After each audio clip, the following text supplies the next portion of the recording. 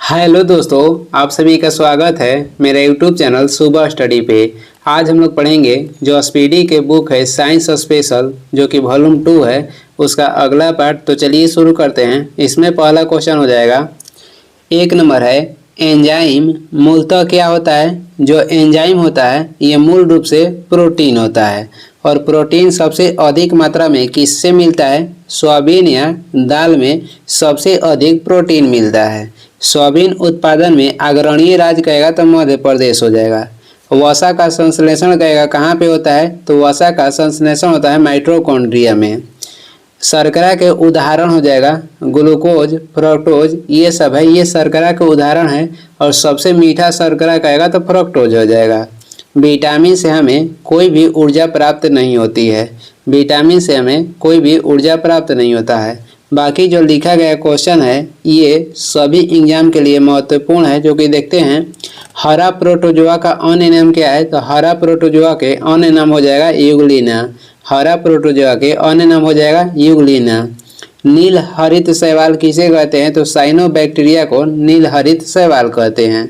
आगे देख लेंगे, 2 नंबर हो जाएगा, अतिचालक एक ऐसा पदार्थ है जिसमें होती है, तो जो अतिचालक होते हैं उनका जो प्रतिरोधकता होता है ये होता है शून्य। ऑप्शन बी हो जाएगा, अतिचालक का प्रतिरोधकता शून्य होता है।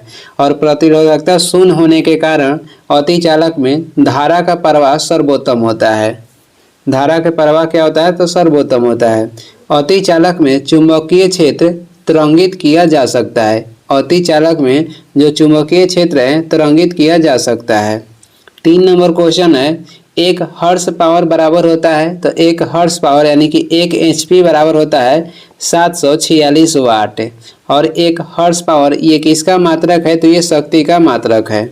आगे देखेंगे, अगला क्वेश्चन है 4 नंबर, वायुमंडलीय दाब में आकस्मिक गिरावट क्या दर्शाता है। तो वायुमंडलीय दाब में आकस्मिक अगर गिरावट होगा तो क्या होगा, तूफान के साथ ये क्या होगा, तो वर्षा होगा। नहीं, तूफानी मौसम होगा तो तूफान के साथ वर्षा होता है। जब वायुमंडलीय के जो पारा है धीरे धीरे ऊपर जाएगा तो क्या होगा, स्वच्छ एवं साफ मौसम होता है। जब धीरे धीरे नीचे आएगा तो क्या होगा, धीरे धीरे अगर नीचे आएगा तो वर्षा होता है। वायुमंडलीय दाब को कैसे मापते हैं, वायुमंडलीय दाब को मापा जाता है बैरोमीटर से। और वायुमंडलीय दाब का मात्रक कहेगा तो ये हो जाएगा बार। मात्रक हो जाएगा बार और मापा जाता है बैरोमीटर में। 5 नंबर हो जाएगा, प्रेरकत्व की इकाई क्या है, तो प्रेरकत्व की इकाई हो जाएगा हेनरी। प्रतिरोध के मात्रक क्या है, तो प्रतिरोध के मात्रक हो जाएगा ओम। विद्युत चुंबकीय प्रेरणा के मात्रक कहेगा तो फैराडे हो जाएगा। यानी कि विद्युत चुंबकीय प्रेरणा की खोज किए थे माइकल फैराडे। आवेश की मात्रक कहेगा, आवेश की मात्रक क्या हो जाएगा, तो आवेश की मात्रक हो जाएगा कूलम्ब। आगे देखेंगे, 6 नंबर क्वेश्चन हो जाएगा, रक्त कैंसर किसे कहा जाता है, तो रक्त कैंसर कहा जाता है ल्यूकेमिया को। ल्यूकेमिया को रक्त कैंसर कहा जाता है। और रक्त कैंसर जो ल्यूकेमिया है इसके उपचार में किस कहेगा उत्प्रेरक का प्रयोग होता है, तो फास्फोरस 32 का। हीमोफीलिया जो है, हीमोफीलिया ये अनुवांशिक रोग है और इसमें क्या होता है, तो इसमें आपको रक्त का थक्का नहीं जमता है। हीमोफीलिया में रक्त के थक्का नहीं जमता है। 7 नंबर हो जाएगा, ध्वनि की इकाई क्या है, तो ध्वनि की इकाई ये हो जाएगा, ध्वनि की इकाई क्या हो जाएगा, तो डेसिबल। यानी कि ध्वनि की इकाई की माप डेसिबल में होता है। और वही कहेगा कि दाब के एसआई मात्रक तो पास्कल हो जाएगा, ताप के एसआई मात्रक हो जाएगा केल्विन। और गति के खोज किए थे कौन, गति के नियम के खोज किए थे न्यूटन ने। ध्वनि की प्रबलता किस पर निर्भर करता है, तो ध्वनि की प्रबलता निर्भर करता है आयाम पर। ये सब क्वेश्चन जो है ये रिपीटेड क्वेश्चन होता है, जो कि सभी एग्जाम में देखने को मिलेगा। ध्वनि की प्रबलता किस पे निर्भर करता है, आयाम पे निर्भर करता है। आगे देख लेंगे, 8 नंबर क्वेश्चन हो जाएगा, टेलीग्राफिक यानी कि टेलीग्राफ का आविष्कार कौन किए थे, तो ये किए थे टेलीग्राफ के सैमुअल मोर्स सैमुअल ये टेलीग्राफ के आविष्कार किए थे। गति के नियम के खोज किए थे न्यूटन। पहली बार सहायक संधि के प्रयोग कौन किए थे, तो पहली बार सहायक संधि के प्रयोग भारत में किए थे डुप्ले ने। और भारत में सहायक संधि के जनक कहेगा किसे कहते हैं, तो लॉर्ड वेलेजली को भारत में सहायक संधि के जनक कहा जाता है। प्रयोग पहली बार किए थे डुप्ले ने। नाभिक के खोज किसने किया था, तो रदरफोर्ड नाभिक के खोज किए थे। 9 नंबर हो जाएगा, ध्वनि की तीव्रता मापने के लिए किस यंत्र का प्रयोग करते हैं, तो ध्वनि की तीव्रता मापने के लिए ऑडियोमीटर का प्रयोग करते हैं। ध्वनि जो है ये लंबवत यात्रा करती है। ध्वनि जो क्या है ये अनुदैर्ध्य तरंग के उदाहरण है और ये यात्रा करता है लंबवत। विद्युत धारा को किस में मापते हैं, तो विद्युत धारा का अमीटर से मापते हैं। विद्युत धारा को अमीटर से मापते हैं।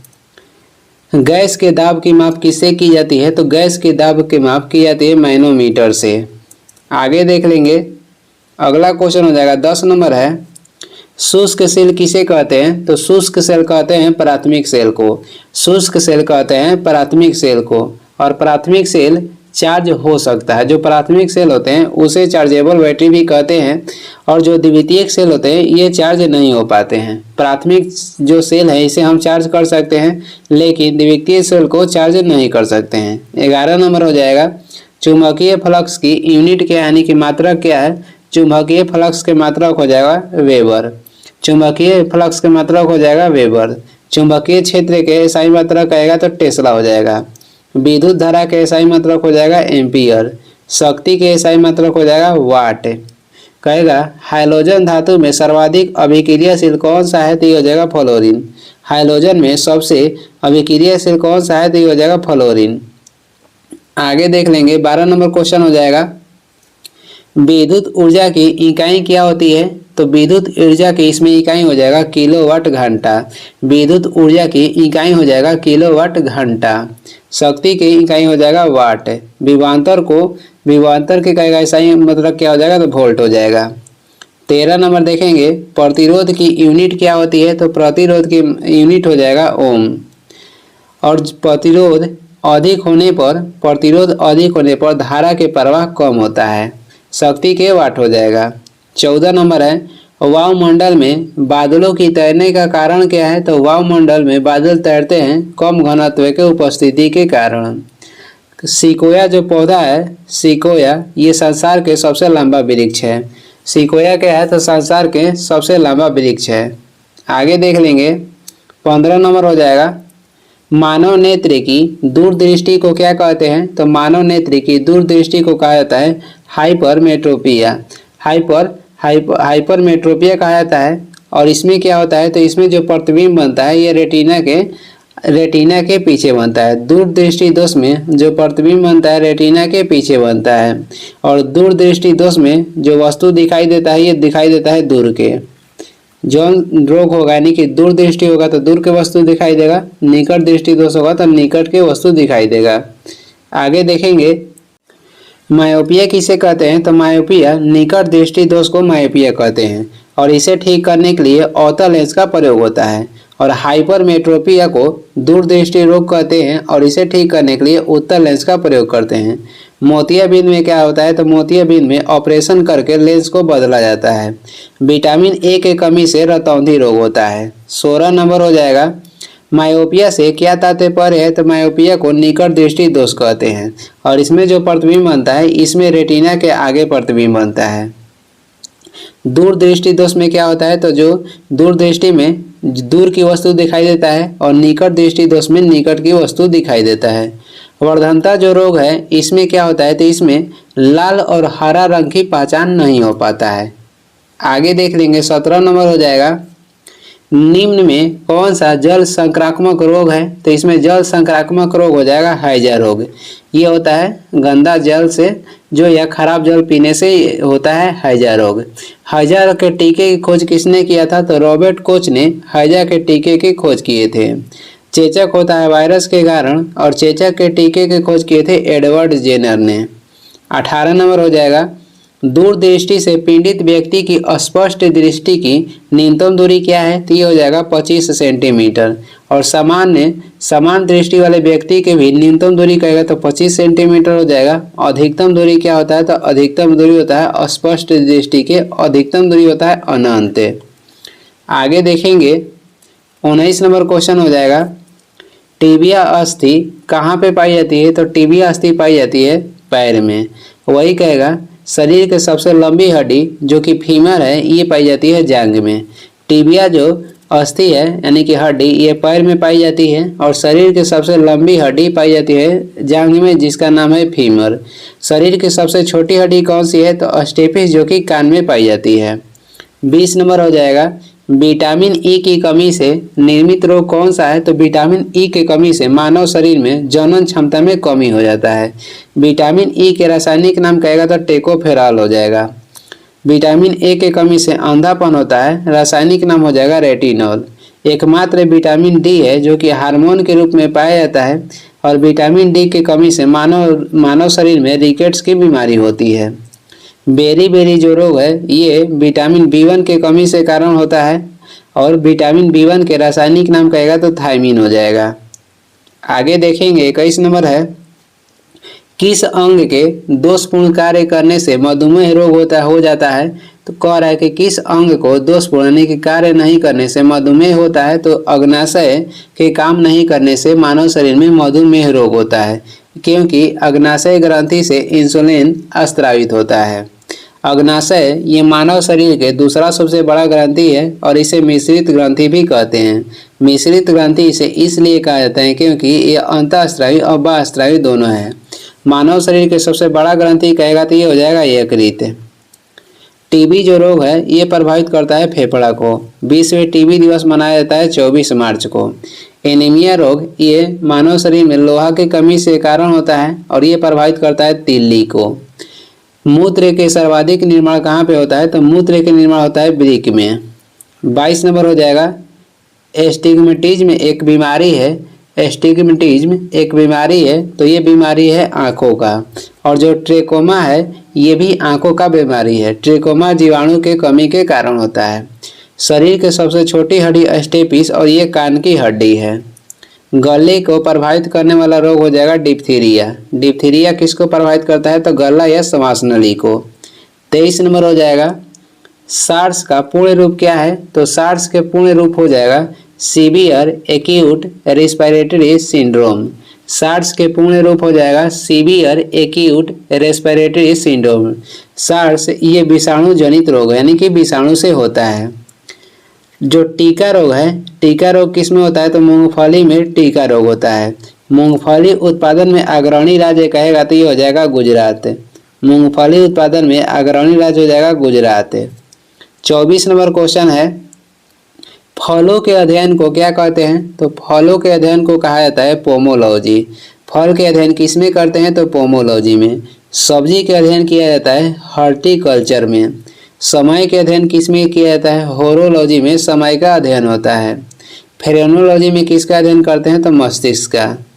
आगे देखेंगे 25 नंबर क्वेश्चन हो जाएगा नाशपाती का कौन सा भाग खाया जाता है? तो नाशपाती के भाग खाया जाता है गूदेदार पुष्पासन। नाशपाती के खाने वाला भाग हो जाएगा गूदेदार पुष्पासन।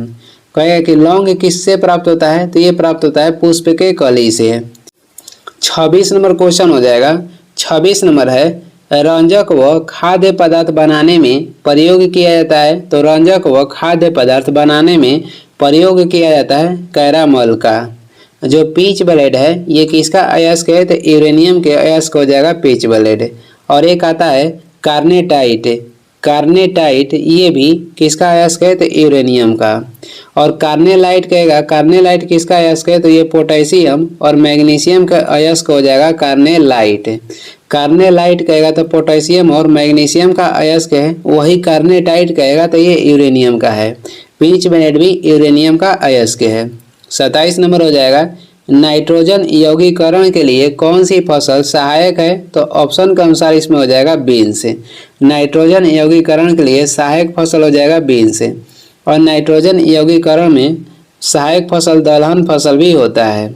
गेहूं में जो रस्ट रोग होता है, गेहूं का रस्ट रोग ये कवक के कारण होता है। मकई और चावल क्या है? तो ये खरीफ फसल है। खरीफ फसल की बुआई कब होती है? जून जुलाई में। गेहूं कौन सी फसल है? तो गेहूं रबी फसल है और रबी फसल की बुआई होती है अक्टूबर नवंबर में। धान में खैरा रोग किसकी कमी के कारण होता है? तो जिंक के कमी के कारण। आगे देख लेंगे 28 नंबर हो जाएगा, कोको का कौन सा भाग चॉकलेट में गंध के लिए इस्तेमाल किया जाता है? तो ये हो जाएगा बीज। कोको का कौन सा भाग चॉकलेट में गंध के लिए इस्तेमाल किया जाता है? तो ये हो जाएगा बीज। आगे देख लेंगे अगला क्वेश्चन हो जाएगा, इसमें था ऑप्शन हो जाएगा बीज। कपास जो पौधा है, कपास का पौधा किससे प्राप्त होता है? तो ये प्राप्त होता है बीज। कपास के लिए सबसे अच्छा मिट्टी कहेगा तो ये हो जाएगा काली मिट्टी। काली मिट्टी के अन्य नाम क्या है? तो काली मिट्टी के अन्य नाम हो जाएगा रेगुर मिट्टी। काली मिट्टी का निर्माण ज्वालामुखी के बेसाल्ट चट्टान से होता है। पौधे का प्रजनन अंग कौन सा है? तो पौधे के प्रजनन अंग हो जाएगा फूल। पौधे सांस किससे लेता है? तो पत्ती के द्वारा पौधे जो होते हैं सांस लेते हैं। मलेरिया का जो औषधि कोनैन प्राप्त होता है, ये किससे प्राप्त होता है? तो ये प्राप्त होता है सिनकोना के छाल से। 29 नंबर क्वेश्चन हो जाएगा, रेबीज के टीके की खोज किसने की? तो रेबीज के टीके की खोज किए थे लुई पास्चर ने। और चेचक के टीके की खोज कौन किए थे? तो एडवर्ड जेनर किए थे। अलेक्जेंडर फ्लेमिंग ने ये किसके खोज किए थे? तो ये खोज किए थे 1928 में। अलेक्जेंडर फ्लेमिंग ने किसके खोज किए थे? तो पेनिसिलिन के। पेनिसिलिन के खोज किए थे अलेक्जेंडर फ्लेमिंग 1928 में। आगे देख लेंगे कुछ ऊपर क्वेश्चन लिखा गया है, देख लेते हैं। पौधे में कह रहा है कि पुष्पन के लिए आवश्यक तत्व कौन सा होता है? तो पौधे में पुष्पन के लिए आवश्यक तत्व होता है फास्फोरस। डेंगू किस मच्छर के कारण होता है? तो डेंगू जो होता है रोग, ये होता है एडिज इजिप्ट मच्छर के काटने से। एडिज इजिप्ट मच्छर के काटने से डेंगू रोग होता है। और क्यूलेक्स मच्छर काटने से क्या होता है? तो फाइलेरिया रोग होता है। आगे बढ़ते हैं, अगला क्वेश्चन हो जाएगा 30 नंबर। मारुति 800 में सिलेंडरों की संख्या होती है? तो इसमें सिलेंडरों की जो संख्या होती है 3 होती है। और मेढक के हृदय में कितने चेंबर होते हैं? तो मेढक के हृदय में 3 चेंबर होते हैं। जीवाणु के हृदय में 1 चेंबर होते हैं। वही मछली के हृदय में कहेगा तो 2 चेंबर होते हैं। और मगरमच्छ के हृदय में या स्तनधारी के हृदय में 4 चेंबर होता है। 31 नंबर हो जाएगा, वॉशिंग मशीन की कार्य प्रणाली किस सिद्धांत पर आधारित होता है? जो वॉशिंग मशीन होता है ये किस सिद्धांत पर कार्य करता है? तो अपकेंद्रण बल पे, यानी कि अपकेंद्रीय बल पे। और अपकेंद्रीय बल का अन्य नाम कहेगा या उपनाम, तो इसे आभासी बल भी कहते हैं। जो समुद्र के पानी इसे पीने लायक बनाया जाता है, ये किस विधि द्वारा? तो समुद्र के पानी को पीने लायक बनाया जाता है विलोम परासरण विधि से। जो विसरण विधि के उदाहरण क्या हो जाएगा? तो जो हम लोग सेंट मारते हैं, जो परफ्यूम या सेंट मारते हैं, तो जो पूरा रूम में फैल जाता है, ये फैलता है विसरण के कारण। या किसी के घर खाना जो बनता है तो हम जो सुगंध लेते हैं, ये भी होता है विसरण के कारण। आगे देख लेंगे 32 नंबर हो जाएगा, न्यूट्रॉन वे कण हैं जिनमें होता है? तो न्यूट्रॉन वे कण है जिनमें कोई आवेश नहीं होता है। ऋणात्मक आवेश वाला कण कहेगा तो इलेक्ट्रॉन हो जाएगा। और धनात्मक आवेश वाला कण हो जाएगा प्रोटॉन। किसकी वेधन क्षमता अधिक होती है? तो जो गामा किरण है इसकी वेधन क्षमता अधिक होती है। और जिसकी वेधन क्षमता अधिक होगी उसका तरंग दैर्घ्य क्या होगा? तो उसका तरंग दैर्घ्य कम होगा। 33 नंबर क्वेश्चन हो जाएगा। 33 नंबर है, पॉजिट्रॉन की खोज किसने की थी? तो पॉजिट्रॉन की खोज किए थे एडरसन ने। और पॉजिट्रॉन के खोज एडरसन ने कब किए थे? तो 1932 में किए थे। पॉजिट्रॉन क्या है? तो ये इलेक्ट्रॉन के प्रतिकण है। जे थॉमसन ने इलेक्ट्रॉन के खोज किए थे 1897 में। रदरफोर्ड ने नाभिक के खोज किए थे। चैडविक ने न्यूट्रॉन के खोज किए थे और ये किए थे 1932 में ही। 34 नंबर क्वेश्चन हो जाएगा, समस्थानिक परमाणुओं में क्या होता है? तो इसमें परमाणु क्रमांक की संख्या समान होती है, यानी कि प्रोटॉनों की संख्या जो होता है समान होता है। और परमाणु भार की जो संख्या होता है ये भिन्न होता है। न्यूट्रॉन की संख्या समान किस में होती है? तो समन्यूट्रॉनिक में न्यूट्रॉनों की संख्या समान होती है। और समभारिक में क्या होता है? तो द्रव्यमान संख्या समान होती है और द्रव्यमान समान होता है। और परमाणु क्रमांक क्या होता है? तो भिन्न होता है। 35 नंबर हो जाएगा, एल्केन का सूत्र क्या है? तो एल्केन के सूत्र होता है CnH2n+2। एल्केन के सूत्र होता है CnH2n+2 और एल्कीन के कहेगा तो CnH2n होता है और एल्काइन के हो जाएगा CnH2n-2 हो जाएगा। आगे देखेंगे 36 नंबर क्वेश्चन है, आधुनिक आवर्त सारणी आधारित है, जो आधुनिक आवर्त सारणी है ये आधारित है परमाणु क्रमांक पे। आधुनिक आवर्त सारणी आधारित है परमाणु क्रमांक पे। आधुनिक आवर्त सारणी की खोज किए थे मोसले 1913 में और आधुनिक आवर्त सारणी में वर्ग की टोटल संख्या कहेगा तो 18 है, आवर्त की संख्या कहेगा तो 7 है और केवल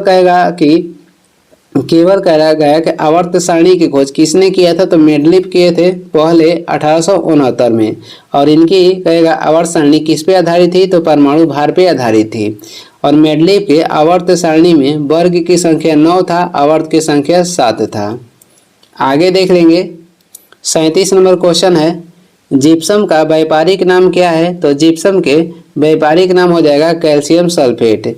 जिप्सम के व्यापारिक नाम हो जाएगा कैल्शियम सल्फेट। जिप्सम के सूत्र क्या है? तो CaSO4 2H2O। जो ऊष्मा गतिकी का प्रथम नियम है ये किसको प्रदर्शित करता है? तो ऊष्मा गतिकी का प्रथम नियम ये ऊर्जा संरक्षण का प्रदर्शित करता है। ऊष्मा गतिकी का प्रथम नियम ऊर्जा संरक्षण को प्रदर्शित करता है। आगे देख लेंगे 38 नंबर हो जाएगा, क्वार्टज का रासायनिक नाम क्या है? तो क्वार्टज का रासायनिक नाम हो जाएगा सोडियम सिलिकेट। क्या हो जाएगा? तो सोडियम सिलिकेट हो जाएगा। और इसमें कौन कौन सा कहेगा कि तत्व होता है? तो ऑक्सीजन होता है और सिलिकॉन होता है। सूत्र हो जाएगा SiO2। पोटेशियम परमैंगनेट का क्या बोलते हैं? तो पोटेशियम परमैंगनेट को लाल द्रव्य कहा जाता है। पोटेशियम परमैंगनेट को क्या कहा जाता है? तो लाल द्रव्य।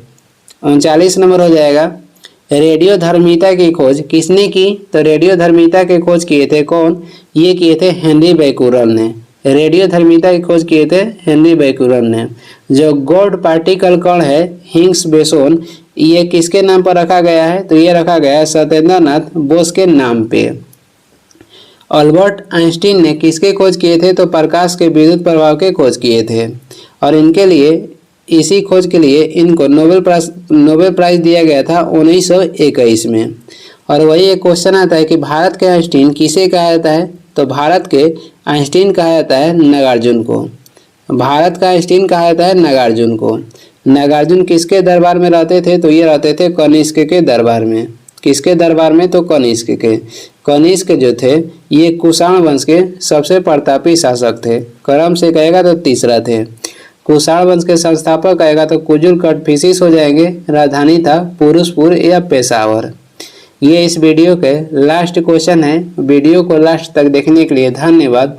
वीडियो पसंद आ रहा है तो लाइक कर दें, चैनल बना है तो सब्सक्राइब भी कर दें।